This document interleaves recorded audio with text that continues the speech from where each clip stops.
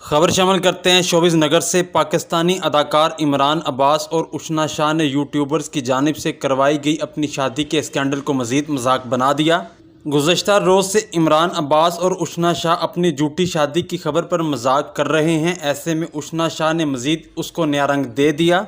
अदाकारा उशना शाह ने अपनी इंस्टाग्राम की स्टोरी में एक वीडियो शेयर की है जिसमें वो दुल्हन बने रोती दिखाई देती हैं और कहती हैं कि इमरान ये मेरे साथ कैसे कर सकते हैं, क्या वो मुझे छोड़कर चले गए। अदाकारा ने किसी सेट पर यह मुख्तसर सीन रिकॉर्ड करके इमरान अब्बास के लिए लिखा कि शायद ये हमारी कहानी का इख्तिताम हो। इमरान अब्बास, तुम मेरे साथ ऐसा कैसे कर सकते हो।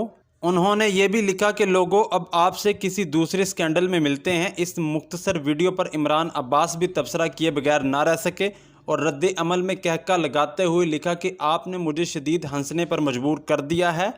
वाज़ेह रहे कि गुज़श्ता रोज़ अदाकारा उशना शाह ने यूट्यूब की एक वीडियो का स्क्रीनशॉट अपनी इंस्टाग्राम स्टोरी की जीनत बनाया, जिसमें इमरान अब्बास और उशना की एक फ़ोटोशॉप तस्वीर के साथ कहना था कि उशना शाह और इमरान अब्बास ने शादी कर ली है।